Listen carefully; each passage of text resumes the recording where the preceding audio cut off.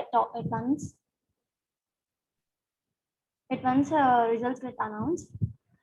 మనకి ఏం కావాలంటే ఇన్పుట్ జస్ట్ రిజల్ట్ లింక్ కావాలన్నమాట. అవుట్పుట్ వచ్చి ఎక్సెల్ షీట్ లో ప్రతి స్టూడెంట్ యొక్క మార్క్స్, తను ఫెయిల్ ఆర్ పాస్, తన కరెస్పాండింగ్ గ్రేడ్స్ అనేవి డిస్ప్లే చేస్తాం అనమాట. దానికి మనము కోడ్ మెథడ్ ఇలా రాసుకుంటాము. నేను ఫస్ట్ నా మాడ్యూల్స్ ప్యాకేజెస్ అన్ని ఇంపోర్ట్ చేసుకున్నాను. T3 ఫస్ట్ వచ్చి సెలీనియం ప్యాకేజ్ నుంచి వెబ్ డ్రైవర్ అనే మోడల్ని ఇంపోర్ట్ చేసుకున్నాను. ద రీజన్ ఈజ్ నాకు ఇప్పుడు ఆటోమేటిక్గా ఒక వెబ్సైట్స్ అనేవి ఓపెన్ అవ్వాలి అంటే like Google or internet explorer కానీ ఫైర్ ఫాక్స్ కానీ ఏదైనా బ్రౌజర్ ఓపెన్ అవ్వాలంటే నాకు ఈ మోడల్ అనేది చాలా ఆటోమేటిక్గా సపోర్ట్ చేస్తుంది. అండ్ ఇంపోర్ట్ ఓపెన్ పైఎక్స్ ఈ కమాండ్ వచ్చి నేను ఎక్సెల్ షీట్స్ లో డేటా రైట్ చేయడానికి, రీడ్ చేయడానికి ఈ పర్పసెస్ కి వాడాను. టైం అనేది ఎందుకు వాడానంటే ఇప్పుడు మనం బ్రౌజర్స్ లో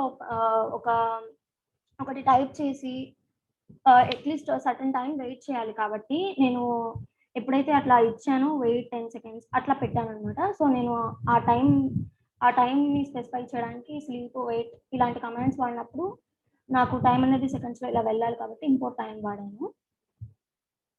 ఇప్పుడు మన కోడ్కి వస్తే నేను ఫస్టే పాత్ ఇచ్చేసాను అనమాట నా ఎక్కడ నా ఎక్సెల్ షీట్లో స్టోర్ అవ్వాలని. అండ్ నేను ఈ ఓపెన్ పై ఎక్సెల్ మాడ్యూల్ యూజ్ చేసుకొని నా వర్క్ బుక్ని లోడ్ చేశాను ఈ ఇన్స్టాన్స్లో. ఇక్కడ వర్క్ బుక్ అనేది ఒక ఇన్స్టాన్స్. నేను ఆ ఇన్స్టాన్స్ని యాక్టివేట్ చేశాను. మనకి ఒక వర్క్ బుక్లో చాలా నెంబర్ ఆఫ్ షీట్స్ ఉంటాయి. నేను జస్ట్ ఇక్కడ ఫస్ట్ షీట్ మాత్రమే యాక్టివేట్ చేశాను. మనం కన్వీనియన్స్ని బట్టి అలా మనకి ఇష్టం, మన కన్వీనియన్స్ బట్టి ఇంక్రీజ్ చేసుకోవచ్చు. తర్వాత నేను ఇప్పుడు నా బ్రౌజర్ని ఓపెన్ చేశాను అనమాట. ఈ కమాండ్తో సెలీనియం మాడ్యూల్ అనేది ఇక్కడ ఈజీగా సపోర్ట్ చేస్తుంది. webdriver.chrome అని నేను ఇక్కడ మీకు కావాలంటే క్రోమ్ కానీ ఫైర్ ఫాక్స్ కానీ యూజ్ చేయొచ్చు. అండ్ మనము ఇచ్చిన క్రోమ్ డ్రైవర్ అనేది ఎక్కడ లొకేషన్లో ఉందో పర్టికులర్గా మనము స్పెసిఫై చేయాలి. దట్టు మనం వాడే ఇంటర్ఫేస్ దగ్గర ఉండాలి. అది ఇంటర్ఫేస్ నేను ఇప్పుడు స్పైడర్ ఇంటర్ఫేస్ వాడుతున్నాను కాబట్టి నేను దాంట్లో ఒక ఫోల్డర్ క్రియేట్ చేసి అక్కడికి నా క్రోమ్ డ్రైవర్ అనేది కాపీ చేశాను. అలా ఉంటేనే మనకి యాక్సెస్ అవుతుంది అనమాట, లేకుంటే ఇది వర్కౌట్ అవ్వదు. తర్వాత నేను నా సబ్జెక్ట్స్ అన్ని నాకు తెలుసు కాబట్టి ఫస్టే నేను ఒక లిస్ట్ లాగా స్టోర్ చేసాను. తర్వాత నేను రివర్స్ చేసాను, ఎందుకంటే నేను లాస్ట్ నుంచి రివర్స్ చేసినప్పుడు ఫస్ట్ దాన్ని పాప్అవుట్ చేస్తూ నేను ఒక్కొక్క దాని వాల్యూ స్టోర్ చేస్తాను అనమాట. అందుకని ఇక్కడ ఫస్ట్ నేను ఆర్ లైన్ అంటే రో లైన్ 3 అనేది ఫిక్స్ చేశాను. ఎందుకంటే నేను ఫస్ట్ రోలో ఇప్పుడు సబ్జెక్ట్స్ని ఇస్తాను అనమాట. నెక్స్ట్ సెకండ్ రోలో సబ్ హెడ్డింగ్స్ ఇస్తాను, like pass or fail, grades or something, score, details. Third row నుంచి నేను నా ఇన్పుటింగ్స్ ఇస్తాను, అంటే మన వెబ్సైట్లో వచ్చే డేటాని ఇస్తాను. సో నేను ఇక్కడ ఆర్ లైన్ ఫస్టే 3 అని ఫిక్స్ చేశాను. హాల్ టికెట్ నెంబర్ అనేది మనకి తెలుసు ఫార్మాట్, అది ఎక్కడి నుంచి ఉంటుందో ఆ రేంజ్ బట్టి నేను ఇక్కడ ఒక నెంబర్ ఫిక్స్ చేశాను.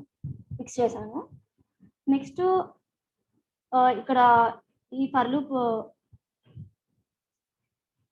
ఫర్ లూప్లో నేను నా హాల్ టికెట్ నెంబర్స్ అనేవి ఇట్లా ఇంక్రీజ్ చేస్తున్నాను. 1 ఇంక్రీజ్ చేస్తూ ఉంటే అది నెక్స్ట్ హాల్ టికెట్ నెంబర్ని రీడౌట్ చేసి సర్చ్ చేసి ఆ డేటాని డిస్ప్లే చేస్తుంది. ఇక్కడ ఫస్ట్ 7 డిజిట్స్ అనేవి కామన్ కాబట్టి నేను స్లైసింగ్ వాడాను. నెక్స్ట్ నేను ఇట్లా 1 ఇంక్రిమెంట్ చేసి ఆ ఇంక్రిమెంట్ చేసిన దాన్ని మళ్ళీ రీప్లేస్ చేసుకుంటూ మనకి అసలు ఏ హాల్ టికెట్ నెంబర్ ఉండాలో తెలియాలి కాబట్టి ఇలా డిస్ప్లే చేస్తున్నాను. తర్వాత నా షీట్లోకి ఆ హాల్ టికెట్ నెంబర్ అనేది ఫస్ట్ కాలంలో థర్డ్ రో నుంచి రావాలి. అందుకని నేను ఆ డాట్ వాల్యూ అనే మెథడ్ యూజ్ చేసి హాల్ టికెట్ నెంబర్ ఇచ్చాను. browser.get అనేది మనం ఎక్కడ రిజల్ట్ లింక్ని ఇవ్వాలన్నమాట. ఆ .get మెథడ్తో ఆ లింక్ అనేది యాక్టివేట్ అవుతుంది. ఇప్పుడు నేను మనకైతే స్క్రీన్ మీద విజిబుల్ అవుతుంది సర్చ్ అనే particular button, but python interpreter తెలుసుకోలేదు. సో నేను మనకి ప్రతి వెబ్ పేజెస్ హెచ్టీఎంఎల్తో డిజైన్ అవుతాయి కాబట్టి నేను ఆ హెచ్టీఎంఎల్ పర్టికులర్ కోడ్ ఇచ్చాను సెర్చ్ బటన్కి. So that find element by XPath అనే మెథడ్తో సెర్చ్ బటన్ అనేది అడ్రస్ అనేది సెర్చ్లో ఇక్కడ ప్లేస్ అవుతుంది. నెక్స్ట్ నేను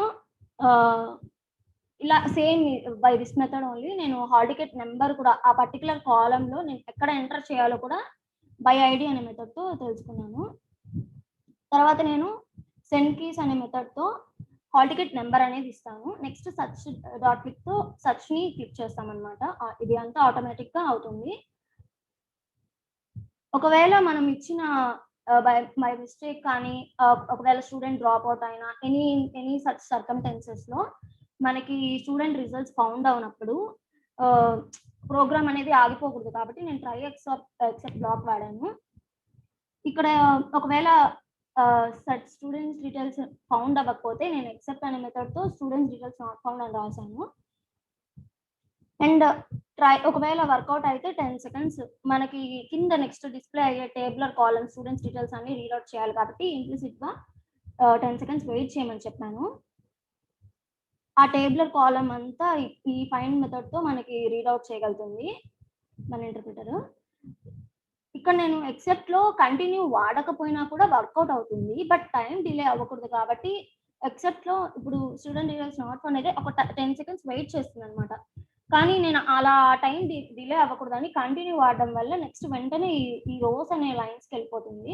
సో నేను అందుకని కంటిన్యూ ఇక్కడ ప్లేస్ చేశాను, దానికి సిగ్నిఫికెన్స్ లేకపోయినా టైం ఎఫిషియెంట్గా ఉండాలని. ఇక్కడ నేను ఆ టేబులర్ కాలంలో ఎన్ని రోస్ ఎన్ని కాలమ్స్ ఉన్నాయో తెలుసుకోవాలి కాబట్టి I should know that. So that నేను ఎక్సెల్ షీట్లో బై దట్ నేను అలా మ్యాప్ చేసుకోగలుగుతాను కాబట్టి నేను ఇక్కడ రోస్ కాలమ్స్ లెన్ మెథడ్ యూజ్ చేసి ఫైండ్ చేశాను. ఇక్కడ టిఆర్ టిహెచ్ అనేవి ఈ హెచ్టిఎంఎల్లో మనకి ఏంటంటే ఇవి రోస్ కాలమ్స్ కి ఇండికేటర్స్ అనమాట. లైక్ ఏమంటారంటే హెడర్స్ లాగా. దాన్ని బట్టి మనకి రోస్ కాలమ్స్ లెన్స్ వచ్చేస్తాయి ఎంత లెంత్ ఉన్నది అని. అంటే నేను అన్ని ఐటరేషన్స్ చేసుకోవాలి అంతవరకు నేను స్టూడెంట్స్ డీటెయిల్స్ ఇవ్వాలి కాబట్టి నేను లెంత్ మెజర్ చేశాను ఫస్టే. అండ్ నా ఫస్ట్ కాలంలో హాల్ టికెట్ నెంబర్ ఉంటుంది కాబట్టి నేను సి లైన్ అనేది 2గా ఫిక్స్ చేశాను. అక్కడి నుంచి నా స్టూడెంట్స్ మార్క్స్ స్టోర్ అవ్వడం జరగాలి. ఇదంతా ఈ ఫస్ట్ ఫర్ బ్లాక్ అంతా నేను హాల్ టికెట్ నెంబర్ని ఎంటర్ చేసి సర్చ్ బటన్ క్లిక్ చేసి అలా ఇదన్నమాట ఈ first for block usage. Next second వచ్చి ఈ ఫర్లో నేను నా డేటాని స్టోర్ చేయడం జరుగుతుంది. మార్క్స్ అనేవి స్టోర్ అయిపోతాయి. రోస్ కాలమ్స్ అన్ని మెజర్మెంట్స్ ఇచ్చేసాను నేను ఫస్టే. తర్వాత షీట్లో dot value is equal to data అని పెట్టేశాను. ఆ డేటా ఎంటర్ అయిపోతుంది. తర్వాత నేను కాలమ్ని ఇంక్రిమెంట్ చేశాను. It should move to next column అనమాట. అలాగే రోస్ని కూడా ఇంక్రిమెంట్ చేశాను. నెక్స్ట్ స్టూడెంట్ డీటెయిల్స్ అనేవి ఫిల్ అవుతాయి. తర్వాత జస్ట్ ఒక 1 సెకండ్ టైం గ్యాప్ ఇచ్చాను 1 to నెక్స్ట్ స్టూడెంట్స్కి అంటే ఎంటర్ అవ్వడానికి. ఇక్కడ నేను ఇప్పుడు దాకా నేను స్కోర్ ఫిల్లింగ్ వరకే చెప్పాను. ఇప్పుడు నేను నా సబ్జెక్ట్ హెడ్డింగ్స్ అవన్నీ ఇవ్వాలి కాబట్టి ఇంకో ఫర్ లూప్ వాడాను. ఫస్టే చెప్పాను కదా, రివర్స్ చేసి పాప్ చేస్తున్నాను అనమాట. ఇది ఒక ఫర్ లూప్. సబ్జెక్ట్స్ నేమ్స్ అనేవి ఎంటర్ అయిపోతాయి ఫస్ట్ రోలో. నెక్స్ట్ నా సబ్ హెడ్డింగ్స్ వచ్చి ఈ త్రీ కాలమ్స్ అనమాట. ఈ 3 column names pass out fail grade credits అనమాట. ఇలా ఉంటుంది జేఎన్టీ సిస్టంలో. సో నేను ఇలా ఇచ్చాను. తర్వాత నేను వర్క్ బుక్ని నా ఎక్సెల్ షీట్ని సేవ్ చేసి ఇంకా నా బ్రౌజర్తో ఏం పని లేదు కాబట్టి నేను బ్రౌజర్ని కూడా డైరెక్ట్గా క్లోజ్ చేశాను. ఇదంతా ఆటోమేటిక్గా జరుగుతుంది. This is what about my project. నా ఇప్పుడు ఒకసారి రన్ చేసి చూద్దాం.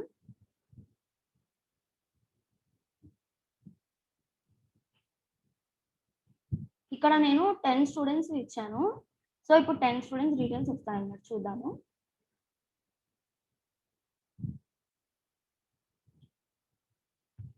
చూస్తే నాకు ఆటోమేటిక్గా అదర్ క్రోమ్ బ్రౌజర్ అనేది ఓపెన్ అయిపోయింది.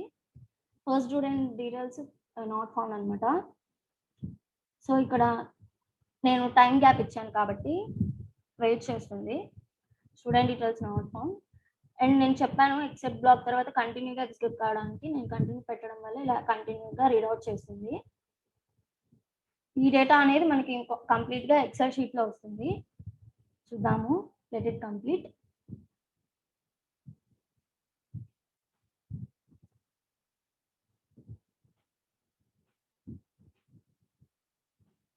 సో ఇక్కడ చూస్తే మీరు ఆటోమేటిక్గా క్రోమ్ బ్రౌజర్ కూడా సక్సెస్ఫుల్గా క్లోజ్ అయిపోయింది.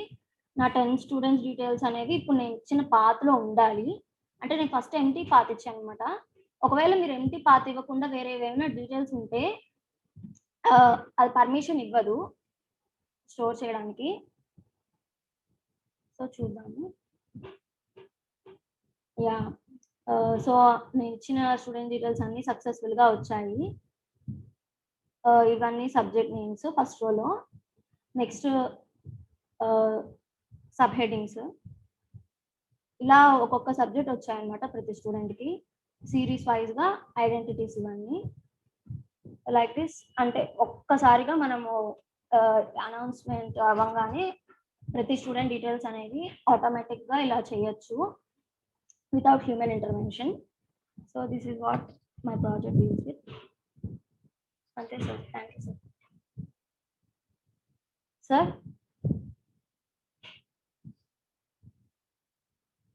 Yeah, చాలా బాగా చేశారు. It's very good.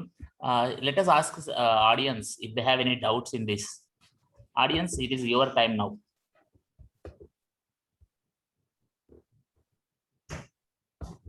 किसी को थोड़ा डाउट है तो पूछ लो. I will ask her to explain in English also. ఏమా నీకు ఓపిక ఉందా? ఇంగ్లీష్ లో చెప్తావా మళ్ళీ ఇప్పుడు? యా సార్, ఇంగ్లీష్ లో. Yeah okay, because some of them may not have understood. So ఇప్పుడు నేను ఇది రికార్డింగ్ స్టార్ట్ చేసి మళ్ళీ స్టార్ట్ చేస్తా. ఓకే,